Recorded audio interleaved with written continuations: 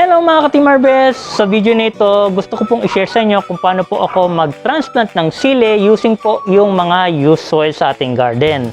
So samahan niyo po ako guys at I hope na may makuha kayong sustansya sa video nito. So dyan lang kayo, mag-intro muna tayo. Let's go intro!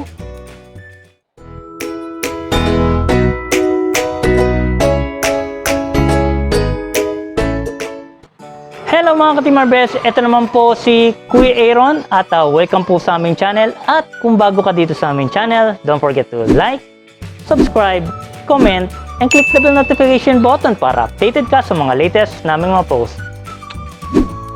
Hello mga ka-Team katulad nga ng nasabi ko sa intro natin kanina, isi-share ko po sa inyo kung paano po ako mag-transplant ng sili using po yung mga used soil. Or hindi lang po ito applicable sa sili, pwede rin po ito sa mga ibang mga fruiting trees, fruiting veggies, at sa mga green leafy vegetable na gusto nyo pong gamitin yung transplant method, okay? So ayan mga guys, basic lang po yung gagawin natin. Marami po tayong mga ibang paraan pero ipapakita ko po sa inyo yung normal ko na kagawian sa pagta-transplant po ng sili. So ayan mga guys, di ko na patatagalin to. So tara, let's go!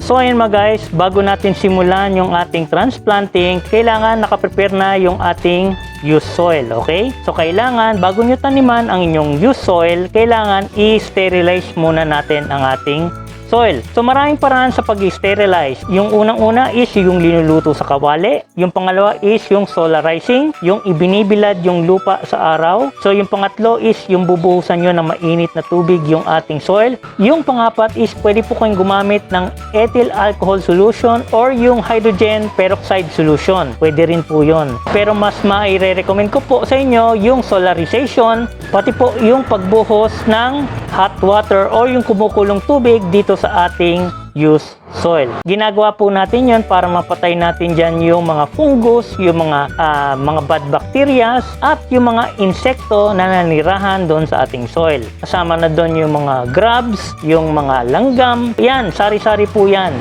So pag ginawa po natin yon is maiwasan po natin yung mga unwanted na mga peste at mga fungus doon sa ating soil. So ang ginawa ko po dito is binuhusan ko muna ito ng mainit na tubig, yung kumukulo ha mga guys. After nun, after one day, then ginawa ko naman is nag-solarization po ako. Kasi wala naman akong kawa at dahil wala naman po tayong space para iladlad ito, dito ko na ginawa yung solarization sa soil, okay? So paano po ginagawa yun dito sa paso? Ang gagawin nyo, bubungkalin nyo. So lalabas ngayon yung basang part, then maiinitan ng araw, matutuyo. Then after matuyo, sa kanyo yun, kumbaga i-cultivate nyo lang yung soil nyo. Ibabali-baliktad nyo lang, hukay-hukayan nyo lang hanggang sa matuyo na po itong ating soil. Okay na to kasi kahapon is nasama siya sa mga nadiligan. Well anyway, araw-araw naman natin itong napapainitan sa araw. Araw-araw naman natin itong rino-rotate o kinocultivate para maibaliktad yung soil. Okay? So yun lang po yung ating ginawa. Then proceed na po tayo doon sa ating susunod na step.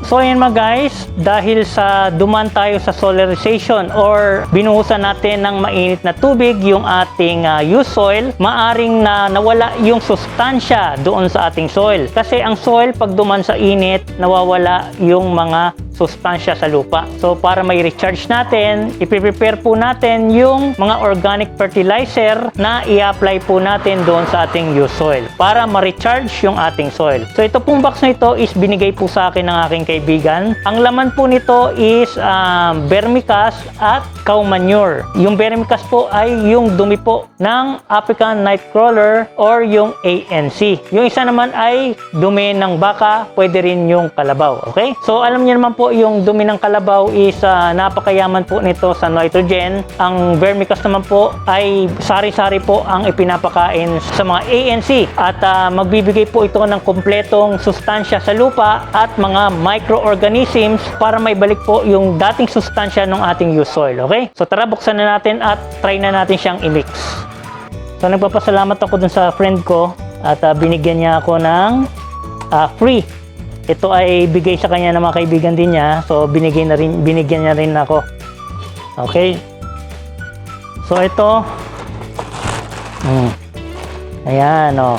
So ito ay vermicast. Ayan. At ito yung cow manure. Okay. So ihalo natin to pareho. So ayan mga guys, caution lang bago kayo gumawa o maghalo ng mga manure or mga fertilizer at mga soil, kailangan nyo po ng mga safety measures. Katulad po nito, face mask, magsuot po kayo ng face mask para maprotektan po yung malalanghap nyo kasi may mga bakterya po yung ihahalo nyo. At dahil hindi po tayo gagamit ng shovel, yung maliit na pala, gagamit po tayo ng Garden Genie gloves. Yan, okay? Yan yung Garden Genie gloves. Ito po ay pwedeng pong substitute kung wala po kayong shovel, no? At protection na rin po ito sa inyong mga kamay. So ang itsura po niya ito. Ayan, ito po, no? Napakaganda, 'di ba? Kulay pa lang nakakagutom na. Purple. Ewan ko, purple o violet. Pero ang napakaganda ng kulay niya, no? So ayan, gumamit po kayo nito. Makakatulong po ito sa inyong pag-garden. So once na naisot nyo na ito, yan, ganyan ang itsura niyan. Ito na yung magiging pala natin, hindi na tayo gagamit ng maliit na shovel. Ito na yung pang rake natin, no? At pala. So tara at simulan nating haluin yung ating mga abono, yung vermicast at yung cow manure. So ayan mga guys, ito na yung ating organic fertilizers, yung cow manure at yung vermicast. So ang mixture po niyan is 1:1, no? So 1 part of cow manure at 1 part po ng vermicast. So haluin lang po natin siya, okay? So kailangan make sure lang po na mahalo lang po itong dalawa para mas equal po yung may bibigay nating sustansya doon sa mga ilalagay nating mga abono, no? Hindi mo na kailangan ng shovel dito at napakadali lang pong gawin, no? So make sure guys, yung mga alikabok na lilipad ay huwag nyo pong masinghot dahil may mga bakterya po ito na pwede pong makasama sa inyong mga lungs. At ang kagandahan pa nitong mga fertilizer nito ay renewable siya. As long as may mga beneficial microorganisms na nandito sa ating mga organic fertilizer, may recycle po yung mga nutrients dun sa ating soil. So continuous po yan. Kaya nga pag nagtatanim tayo, using po yung ating organic fertilizer, ay may kakayahan po ito na i-renew ulit niya yung lupa. Kaya nga ang mga farmers, minsan pinagpapahinga nila yung soil nila para bumalik yung dating sigla ng lupa nila. Yan ang kagandahan ng organic. Pero sa inorganic po, ang kadalasan po nangyayari ay once na nagamit na ng halaman yung nutrients, hindi na po ito maibabalik. So nagiging acidic na lang po yung lupa. Yun lang po ang disadvantage. Pero ang kagandahan po niyan sa inorganic din ay may bibigay mo agad yung talagang tamang nutrisyon dun sa inyong halaman. So ito po, once na maubos, ay pwede naman may balik ulit as long as ipinapapahinga nyo yung lupa nyo. Ipinapahinga po siya tulad po ng pagkatapos ng taniman ay hindi muna tataniman, bubungkal-bungkalin lang para magkaroon ng microbial activity dun sa soil. So ayan, pwede na itong gamitin. So ayan mga guys, ready na yung ating organic fertilizer at naihalo na natin yung ating cow manure at yung vermicast. Ay pwede na nating ilagay yung ating used soil dito sa ating mixing bucket, okay? So pwede nyo gawin yan kahit anong bucket, kung saan kayo or pwedeng sa lupa or sa sahig, pwede nyo gawin yon. Para hindi makalat, dito po natin ilalagay sa balde, okay? Start na natin na i-transfer at may halo na natin itong ating used soil kasama yung abono para ma-recharge itong ating used soil, no? So yan, haluin lang po natin using yung ating Garden Genie gloves. So sa mga gusto pong maka-avail nitong Garden Genie gloves, ma-avail nyo po ito sa AgriFi Philippines, no? You can check po yung link doon sa description box para kung gusto nyo pong mag-avail nito. Hindi nyo na po kailangan ng pala. Ayun o, kamay lang o. Kamay lang ginagamit ko.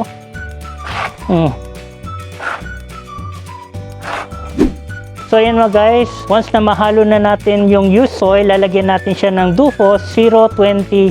Ito po ay organic fertilizer na mayaman po sa calcium at magnesium at mataas po sa phosphorus. Kaya po 020, mataas po ang phosphorus. Makakatulong po ito sa mas mabilisang makapagpaugat sa ating mga halaman katulad po ng sili. At hindi na po tayo kailangang gumamit ng crushed eggs. Ito po pwede na dahil organic naman po ito. So kung ayaw nyo pong gumamit ng calcium nitrate dahil chemical fertilizer, yun pwede nyo po itong gamitin. So 020 Dufos. Ito po ay merong magnesium, calcium at phosphorus, no? So yan, ihahalo na po natin itong Dufos.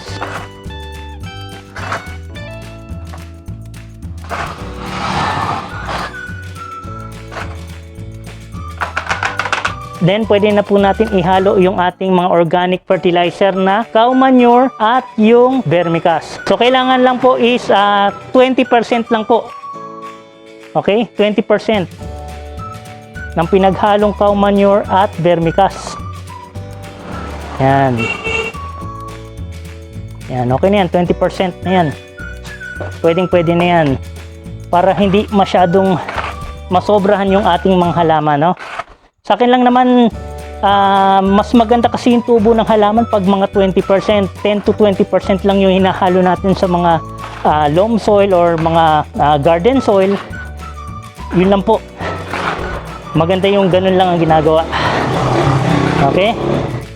Makakatulong na po yun sa paglaki po ng ating seedling. Hindi nyo na po kailangan lagyan ng crush eggs dahil meron na tayong Dufos.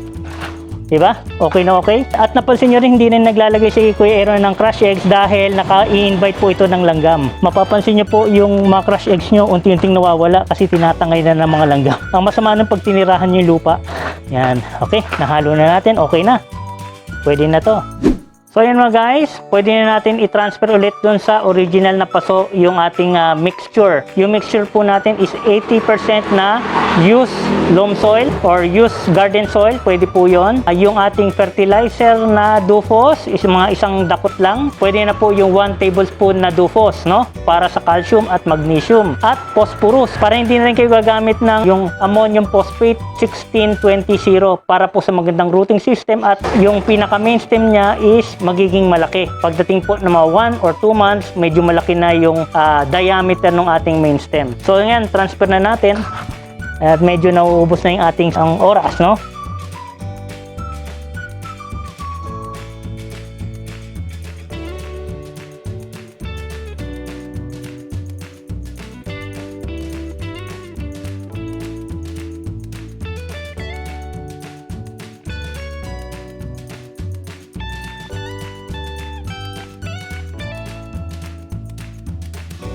So ayan mga guys, ito na yung ating recharge used soil at pwede na nating i-transplant yung ating sili. Pwede nyo rin pong gawin ito sa mga kahit ano pong fruiting trees or mga fruiting veggies. Hindi lang po sili. Pwede rin po sa mga vegetables. Okay, yung ganitong klaseng setup. Yung cow manure is mag-provide po ng mataas na nitrogen. Yung ating vermicast para sa complete fertilizer. At yung ating Dufos ay para po sa mataas na phosphorus, calcium at extra magnesium sa ating soil. So tara mga guys at i-transfer na natin. So mga guys, ito yung ating itatanim na sili. Ito po ay yung local wild chili, yung siling labuyo na original. Ayan po. Bihira na nagtatanim nito kasi ang kadalasan tinatanim natin or nakikita natin sa mga palengke ay mga Taiwan chili na, yung mga siling tingala. So ito po yung maliliit na sili na manghang. Mas malasa ito kaysa sa Taiwan chili. Yun nga lang yung isa mas malaki at mas meaty. Pero ito mas malasa po ang sili nito plus manghang pa. Mas masarap na igawin sa mga sausawan or ilagay sa mga suka. At syempre, dahil wala nang ganong nagtatanim nito, magtanim na rin tayo para meron si Kuya Aaron, di ba? So tara, ilagay na natin ito doon sa ating used soil, okay? So ayan mga guys, para malaman nyo po yung lubog ng inyong seedling, yung ating sili, ay humukay na kayo sa gitna ng medyo malalim-lalim at ilagay nyo po yung inyong sili. So make sure lang po, yung lupa doon lang po sa seed leaves, no? Pag tinabunan natin siya, doon lang siya pupunta sa seed leaves para magkaroon po yung banda ron sa nodes ng seed leaves natin. So tara mga guys, at tanggalin na natin siya doon sa ating seedling pot, no? So ang gagawin nyo lang po, ibabaliktad nyo lang po yung sili para mailabas po yung ating seedling. Make sure na basa po yung inyong soil ng inyong seedling para hindi po mabuhal yung root ball niya. Kung mapapansin nyo yung ang puputi, oh, yan ang puputi ng roots niya. Oh. So once na tanggal nyo na siya, pwede nyo nang ipwesto yung inyong sili. Then saka nyo ilatag yung mga soil sa gilid. Ihulog na dun sa ating sili, no? Yan, umabot na siya doon sa pinaka seed leaves. Ayan, maganda i-position niyo na maganda yung sili nyo para hindi siya tutumba pag lumaki or hindi baliko yung paglaki niya. Ayan, ipupwesto lang natin mabuti yung ating sili para paglaki niya, diretso. Ayan. So ayan mga guys, once na natapos na natin i-transplant yung ating sili, diligan na po natin siya. No? Make sure lang po yung ating sili is madidiligan ng gusto. Yan. Para hindi po siya ma-shock. Yan. Napansin niyo po na may kulot po yung ating sili dahil napabayaan ko siya dahil inatake po yan ng whiteflies. Meron po itong leaf curl virus. Well, anyway, dahil masustansya naman yung inilagay natin, malalabanan niya yung leaf curl virus na yan afterwards, no? So, i-focus lang muna natin yung kanyang paglaki. Doon tayo babawi. At kahapon ay in-applyan na natin siya ng Parker Neem Tonic. So, I think hindi na siya dadalawin ng mga whiteflies. So ayan mga guys, isa pa ito sa mga kailangan yung tandaan. Kailangan ang soil pH ng sili is nasa 6 to 6.8. Yan po yung gusto ng sili, yung medyo slightly acidic. Malalaman nyo po yung soil pH, ito yung ating soil pH tester. Ito napansin nyo alkaline, napansin nyo naman yung isa acidic. So nasa kalagitnaan siya ng 7 at 6, so 6.5 ang pH ng ating soil, no? So, yan lang po yung kailangan yung tandaan. So, i-focus out natin tong ating O, yan. Okay? So, ganyan lang po yung ginagawa ng tester na yan. Okay? So, tara, hugutin na natin to.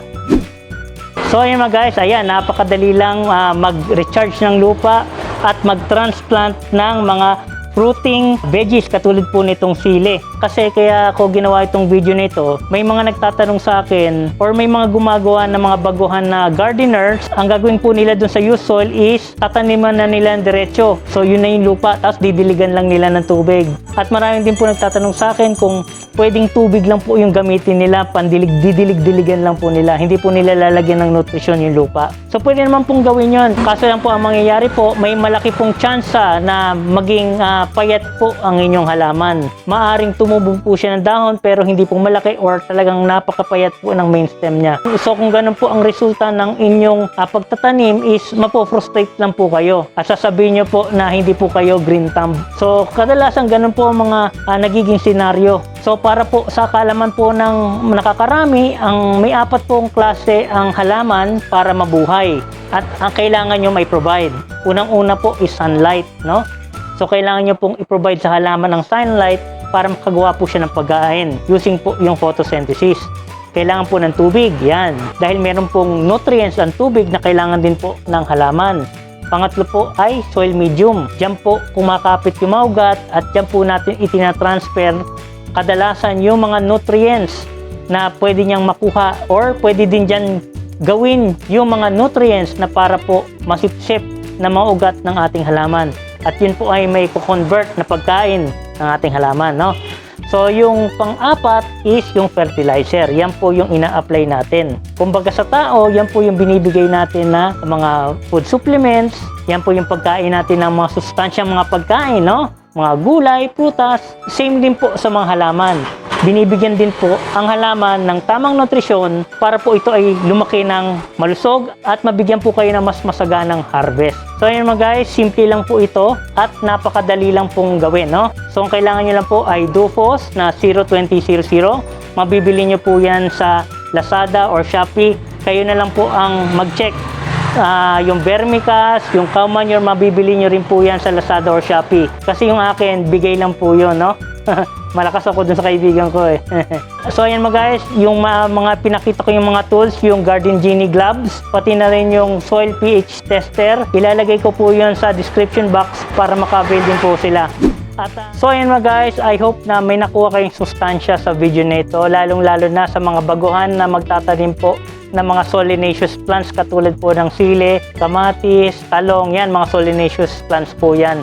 Medyo masela na mga yan, pang intermediate na gardener ang mga kadalasan na nagtatanim po yan. So, alam nyo na, medyo maselan po yan, katulad po ng sili, kung nagkamali po kayo, magkakaroon kayo ng problema, lalo-lalo na yung mga leaf curl, mga kulot sa dahon, ayan, katulad yan, at mga blossom end rot, yan. Pag hindi nyo nasubaybayan ang paglaki niyan or hindi nyo binigyan ng tamang nutrisyon o mali ang inyong pagdidilig, pwede kayong magkaroon ng problema sa inyong mga halaman. At baka sabihin natin, hindi kayo green thumb, no? Nagkamali lang kayo sa procedures, kaya kailangan po ay manood po kayo mga educational videos or mga informative videos regarding po sa gardening. Katulad po nitong Team Harvest channel.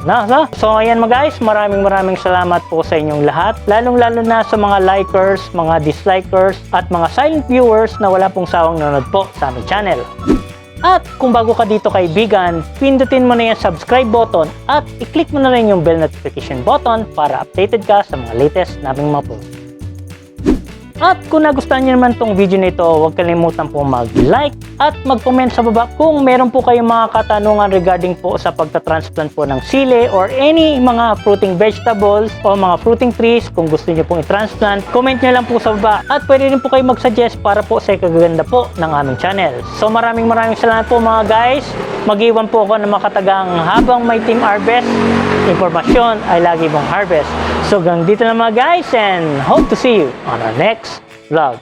Bye-bye!